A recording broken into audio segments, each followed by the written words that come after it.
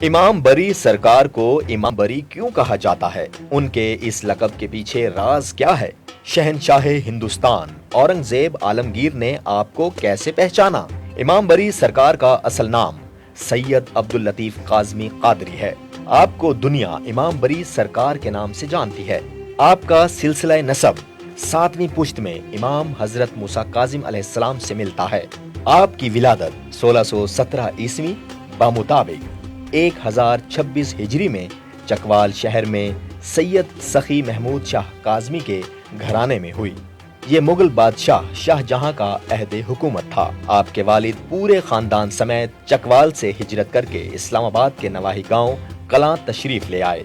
अब इस शहर को आबपारा के नाम से पुकारा जाता है।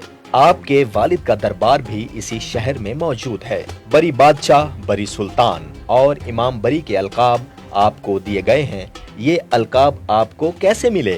इमाम बरी सरकार इब्तदाई तालीम हासिल करने के बाद फिक़ह, हदीस, मंतक, रियाजी और इल्म तिब के उलूम पर दस्तरस हासिल करने के लिए सफर किया और आप गौरगशी यानी अटक तशरीफ ले गए। उस वक्त गौरगशी इल्म का मरकज माना जाता था।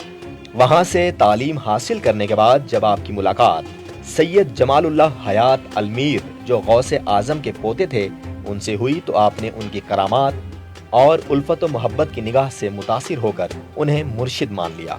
बस मुर्शिद मिलने की देर थी। उसके बाद तो जैसे जंडियाला शेर खां के मुर्शिद और पंजाब के वारिस शाह ने कहा था कि दूध के बगैर खीर नहीं बनती और बिन मुर्शिद रास्ते हाथ नहीं आया करते, इसी तरह आप पर मुर्शिद की निगाह करम हुई और आप वली हो गए।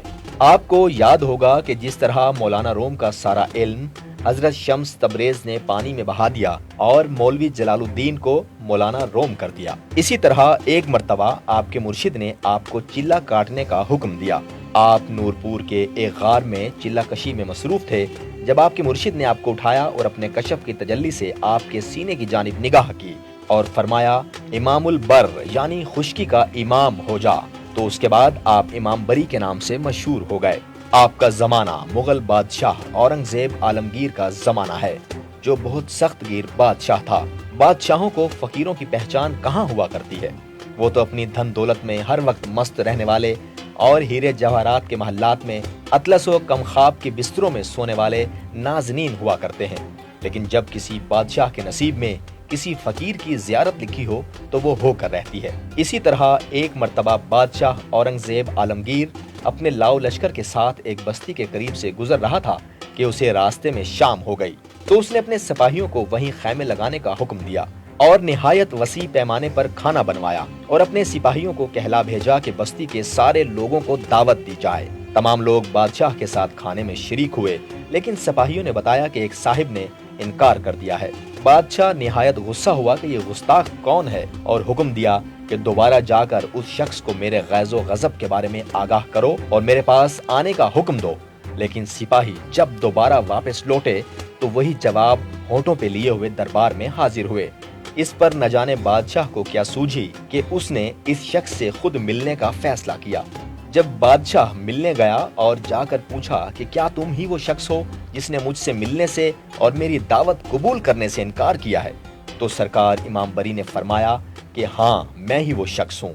इस पर बादशाह ने कहा कि क्या तुझे इल्म नहीं कि हम बादशाह वक्त हैं और तुम हमारी जागीर हो? इस पर सैयद इमाम बरी सरकार ने कहा कि तुम जो भी हो, जागीर सिर्फ अल्लाह की है और अगर तुम्हें जागीर देखने का बहुत शौक है तो हमारे साथ इस पत्थर पर बैठो।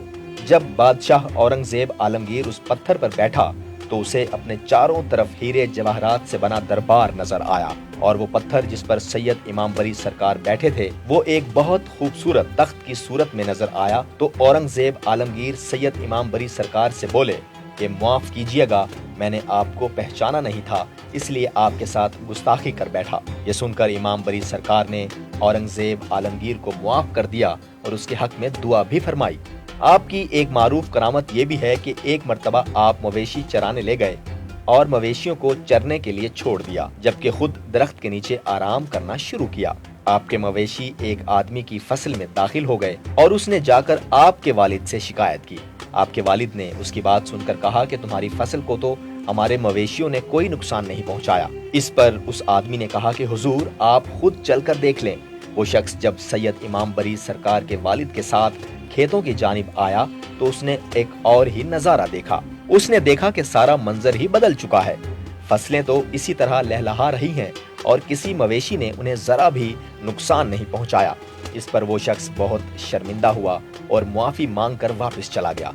इससे आपकी करामत, मार्फत, विलायत और आपके खानदान की सादत का पता चलता है। सैयद इमाम बरी सरकार का विसाल 1117 हिजरी बामुताबिक 1706 ईस्वी में नूरपुर शाह इस्लामाबाद में हुआ। आपका मज़ार पाकिस्तान के दारुल हुकूमत इस्लामाबाद के नवाही गांव नूरपुर शाह में है। आपका दरबार औरंगजेब आलमगीर ने अपने दौरे हुकूमत में अपनी निगरानी में बनवाया था। आज भी हजारों मुरीदैन और आशिक आपके मज़ार अक़दस की ज़ियारत करने आते हैं।